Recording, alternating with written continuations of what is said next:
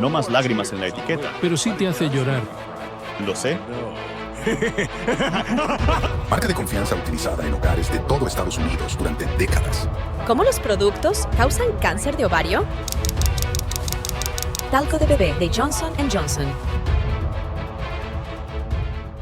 Johnson & Johnson es probablemente la marca más reconocible en todos los hogares del mundo. Han estado presentes desde 1886 y dominan docenas de industrias, desde productos farmacéuticos y dispositivos médicos hasta salud del consumidor y champú para bebés. Actualmente son la novena empresa más grande del mundo, con una monstruosa capitalización de mercado de $432 mil millones. Pero no es solo su capitalización de mercado lo que es monstruoso, porque en realidad toda la empresa lo es. Mientras que su polvo blanco esponjoso para bebés y champú sin lágrimas parecen inofensivos, si observas su historia rápidamente descubrirás que la empresa está lejos de ser eso. Como cualquier gigante corporativo, Johnson & Johnson ha estado dispuesta a hacer lo que sea necesario e ir a cualquier extremo para maximizar su participación en el mercado y sus ganancias. Cuando una empresa como Apple o Microsoft hacen esto, aunque los consumidores lo desaprueben, generalmente no es tan grave. En el peor de los casos, terminas con un iPhone que no puedes reparar o un software lleno de bloatware. Pero cuando una empresa de atención médica como Johnson & Johnson lo hace, las consecuencias son mucho más mortales literalmente. A lo largo de los años se ha responsabilizado a Johnson & Johnson de la muerte y sufrimiento de millones de personas. Y para empeorar las cosas, estas consecuencias desastrosas a menudo no fueron el resultado de un error honesto o de negligencia. Más a menudo que no fueron los resultados de negligencia e ignorancia. Por eso muchos argumentan que Johnson & Johnson tiene las manos más ensangrentadas en la lista de Fortune 500. Pero ¿cómo evolucionó una empresa familiar para convertirse en un depredador tan despiadado? Mirando hacia atrás, Johnson & Johnson comenzó como un negocio familiar saludable. Como sugiere el nombre, fue fundada por la familia Johnson. Pero en realidad había 3 Johnson en el negocio, no solo 2. Esto incluía a los hermanos Robert Wood Johnson I, James Wood Johnson y Edward Mead Johnson. Si bien Johnson & Johnson comenzó como un negocio familiar, nunca pasó realmente por esa etapa de ser una startup de garaje. Verás, Robert ya era un empresario bastante exitoso al haber fundado una compañía llamada Sisbury & Johnson, que producía equipos de cirugía estériles. Para 1878, esta empresa sola estaba produciendo $10,000 al mes en ganancias. Eso en sí mismo es una cifra sólida, pero cuando consideras la inflación se convierte en $296,000 al mes. Entonces sí, Robert estaba triunfando. Desafortunadamente, los fundadores terminarían teniendo un desacuerdo y Robert eventualmente abandonaría el negocio, pero no antes de hacerse extremadamente rico. Sumado a esto, el hecho de que sus hermanos también fueran prósperos y talentosos por derecho propio, y comenzar Johnson & Johnson fue pan comido.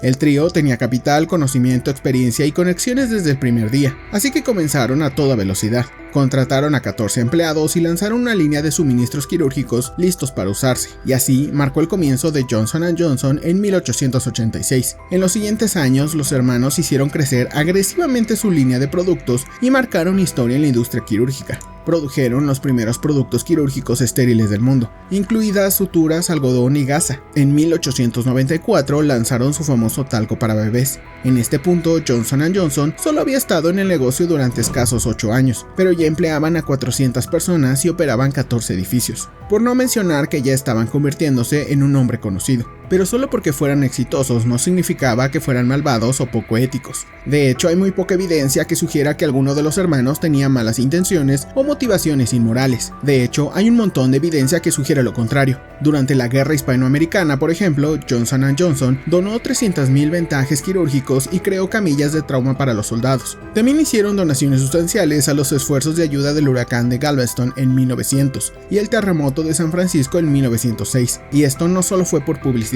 y se podía notar en cómo trabajaban sus empleados. Por ejemplo, cuando golpeó la epidemia de viruela en 1901, Johnson & Johnson patrocinó la vacunación de todos sus empleados. De manera similar, durante la Gran Depresión, Johnson & Johnson ni siquiera despidió a un solo empleado. De hecho, aumentaron los salarios en un 5%. La empresa también estaba adelantada a su tiempo cuando se trataba de incorporar a las mujeres en la fuerza laboral. 8 de sus primeros 14 empleados eran mujeres, y a lo largo de las décadas, las mujeres representan aproximadamente la mitad de la fuerza laboral de la empresa, y lideraban una cuarta parte de sus departamentos. Pero luego, ¿cómo una empresa tan innovadora, progresista y generosa se convirtió en lo que es hoy? Bueno, todo comenzó con la muerte de los hermanos, uno tras otro. Robert fue el primero en irse en 1910, muriendo de una enfermedad renal crónica. 22 años después, James James murió mientras regresaba de unas vacaciones en el RMS Majestic, y finalmente en 1934 Edward fallecería de un ataque al corazón. Dentro de solo 10 años después de que muriera el último fundador, Johnson & Johnson sería llevada a la bolsa en 1944, y eso marcó el comienzo de su caída moral.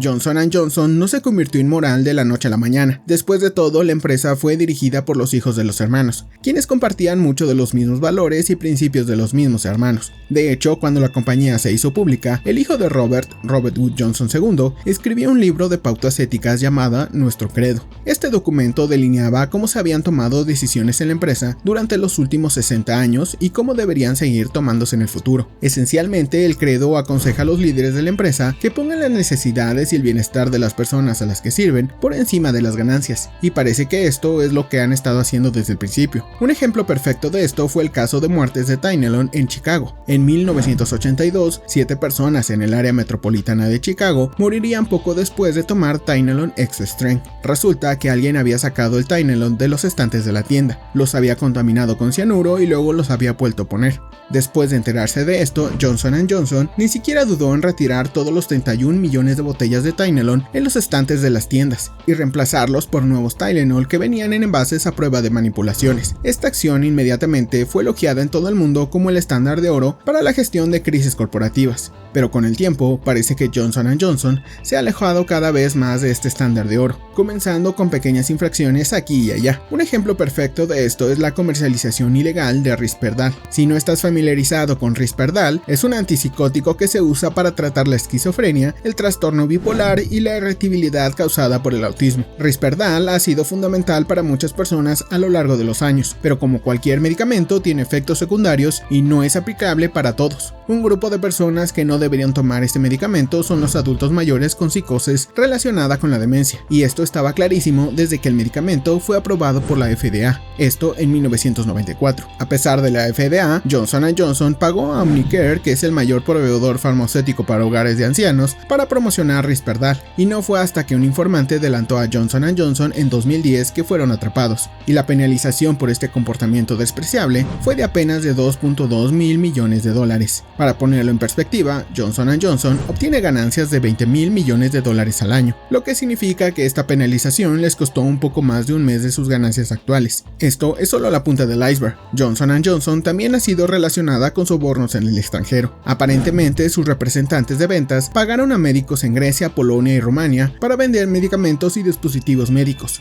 También sobornaron a funcionarios en Irak para ganar contratos. La multa por todo esto, míseros 78 millones de dólares. Además de esto, Johnson & Johnson se ha vuelto mucho más agresiva cuando se trata de proteger a sus patentes. Cuando hablamos de patentes relacionadas con dispositivos médicos y medicamentos, eso es al menos comprensible. Por lo general, tienen que invertir cientos de millones, si no miles de millones de dólares, esto para crear estos productos. Así que tiene sentido que no quieran ser estafados justo después del lanzamiento. Algo que no tiene sentido, sin embargo, es el hecho de que Johnson & Johnson haya intentado anteriormente evitar que la Cruz Roja Americana use la Cruz Roja. Si no lo sabías, Johnson & Johnson en realidad posee la marca registrada del símbolo de la Cruz Roja, y en 2007 demandaron a la Cruz Roja Americana para que dejara de usar el emblema. Sí, creo que no hace falta decir nada más al respecto. Si bien estas demandas frívolas, la corrupción y la comercialización son inexcusables en sí mismas, resulta que Johnson & Johnson realmente tenía secretos mucho más oscuros detrás de las cortinas. Una de las mayores demandas que ha plagado a Johnson & Johnson recientemente es la demanda del talco para bebés. Se alega que el polvo a base de talco, icónico para su talco para bebés, está contaminado con asbesto. La razón obvia de esto es porque las minas en las que se extrae el talco a menudo están revestidas con asbesto. Entonces, es natural que el talco también esté contaminado con asbesto, pero se supone que Johnson & Johnson tenía procedimientos y protocolos en su lugar para garantizar que el asbesto no apareciera en el producto final.